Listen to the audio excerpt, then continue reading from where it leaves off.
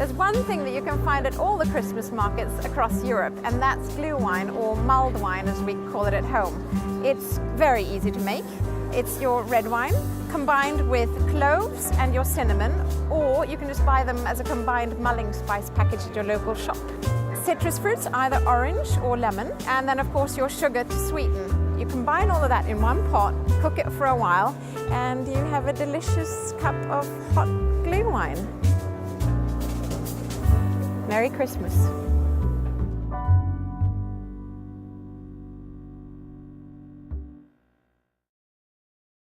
In tiny Passau on the Danube River, you'll find Café Simon. It's been owned by the same family for 5 generations. Mr. Walter Simon here is the current patriarch, and he's going to tell us a little bit about the history. This business was founded over 100 years ago by my grandfather. And my father took over, then I took over, and the owner right now is my son. And the next generation is already here. Look at them. They're so focused. They must take after their grandfather. Since the children have to go home and do their homework tonight, I'm going to be your helper.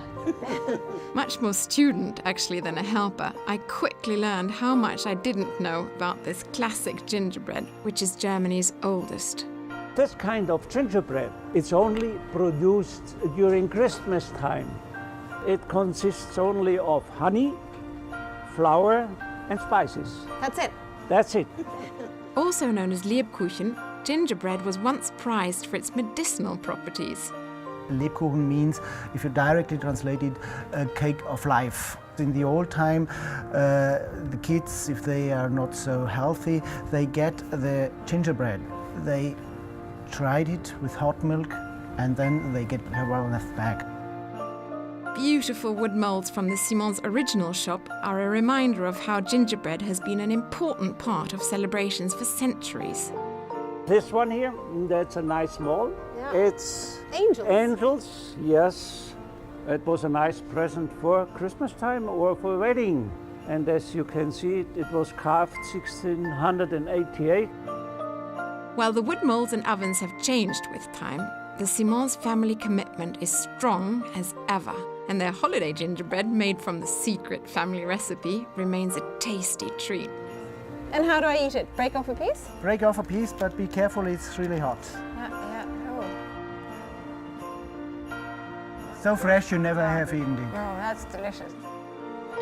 From the Simon family and the Viking family to your family, happy holidays. Last time I made a gingerbread house, I was 10 years old, and I did it with my grandmother, who's an expert baker. That was a very long time ago. And today we're here with Joanna, who's a great pastry chef for Viking, and she's going to remind us of how to make a gingerbread house. So where do we start? First of all, we're gonna cut the stencil.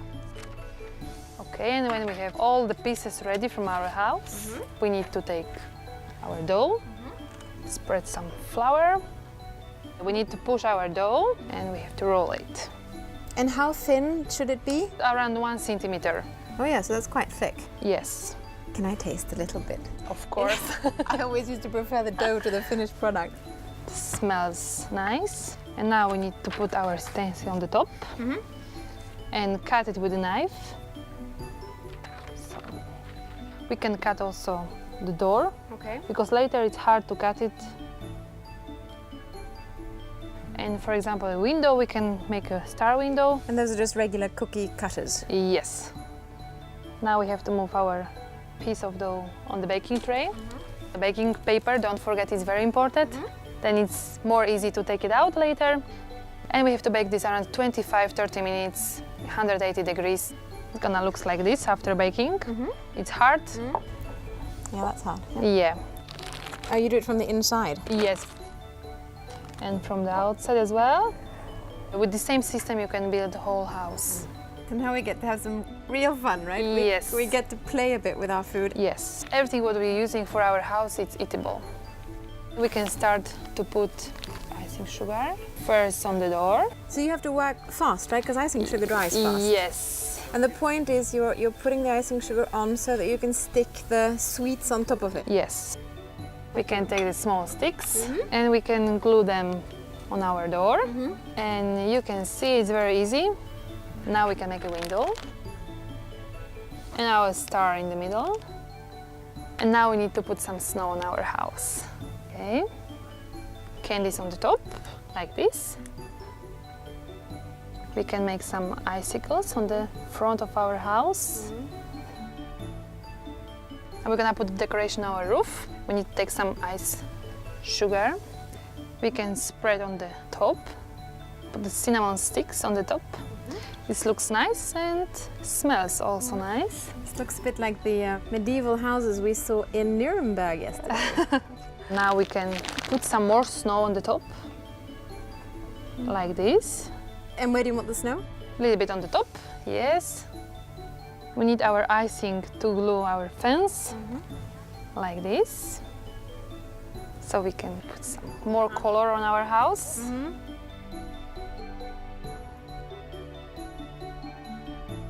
But we're having fun. No, we are having fun. That's the whole point, isn't it, about making a gingerbread house, to have some fun? Of course. And just like that, we have our gingerbread house.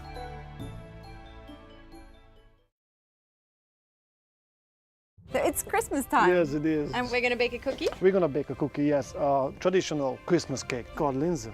We're gonna start to make the dough out of these ingredients here. We have flour here and icing sugar and margarine, orange and lemon, and we have vanilla here. This is the vanilla beans. We can start to put these together. We start with the flour. And no egg? No egg at all. No egg. No. Okay. That's the fun part. Well, the fun part is when you're eating it, actually. For example, the vanilla can come here. Put the orange skin inside with this tool. It's quite handy. You just hold it like that. Okay. That's enough. Yeah. So we're gonna work this one together. You want to do it? Because I see your hands moving. So there you go. Okay. Until it's getting together. You have this mashing, you know, this mixer, this dough mixer. It's much better with that. And when the dough comes together, like the ready dough here, you just take out a ball, just reshape it, and then you're gonna put it on the tray. Then you have to put it in the fridge for about 1 hour. And why do you do that? The dough has to rest, so after that it's much easier to work with it. You put some flour on the table, your working table or whatever you use, and then you put the flour on the top, and you're gonna roll it out. You want to try? I'd love to try, but I'm not good at it. Yeah? Yeah. Well, look, it's very easy. You just let the roll do the work. There you go. I've used wine bottles to do this before, and that doesn't work very well. Yeah, well. So when it's done, then we need a tray. We're gonna put the butter on the tray, and then you just make your linzer. And we're gonna make a hole in the middle, and that's gonna be the top. So you wanna do a few? I'll do a few. Okay. I mean, you can make like a heart shape, you can make a star shape, you can make this Christmas tree. It's like a Christmas cake. So then you put it on, and just make sure when you put this hole in the middle, it's like you have to count how many cookies you have. So what we have 12 cookies here. So this is the artistic part, or the precise part. Yeah, it's enough. It's enough. You see, because you see, now we have 6. I see. So when it's done, you just put it in the oven for 180 Celsius and 10 minutes. So when we took them out from the oven, Yeah, they smell great. Yeah, and when it's cold enough to work with it, then we're gonna separate them like that. We're gonna turn it upside down, the down parts. We're gonna put the strawberry jam Yep, as the filling. as the filling, but you can use whatever you want. Like mother, for example, she's using sometimes Nutella. Nutella? Nutella, yeah, you see? And then the icing sugar, That's the snow, is it? and then you just put them together. Yeah, like that. So you're making a cookie sandwich. And there you are, the linzer cakes. From our family to yours, happy holidays.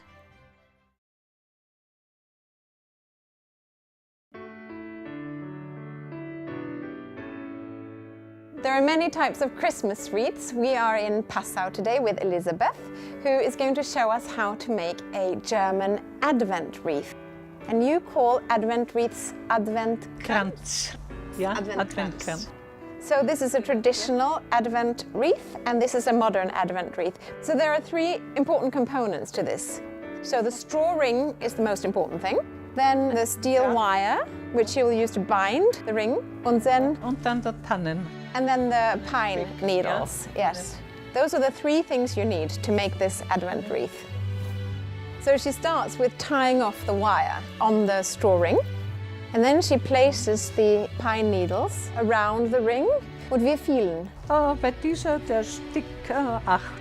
For this thickness straw ring, she uses about 8 of this type of small pine needles. So, of course, if the ring is wider, she needs more. If it's narrower, she needs less. So she continues doing that. Und then, Nicht so gut zum Binden, der ist so dick. so when she's done the round, she binds the wire around the one first round. The start is always the most difficult. Anfang ist nicht gut. So she needs a nail without a head on it and the candle. Wird jetzt heiß. And then she heats up the nail so that she can put it inside the candle, right, like that. So she puts the heated up nail inside the candle, which will ensure that she can fix the candle onto the wreath. Yes, sehr gut, yeah. Muss man umdrehen können, so fest muss das halten. Yeah. So this candle is now fixed very well to the wreath, and from here on out she can continue decorating. On this wreath, she has chosen mistle for luck and acorns from the nature and cinnamon for the smell. But you can really do whatever you want, and it's as easy as that. From our family to yours, happy holidays. As you sail with Viking, each new day brings a different port and with it plenty of time for shopping. My favourite places to buy gifts along the Danube is here at Cafe Simon in Passau. Come on in, I'll show you.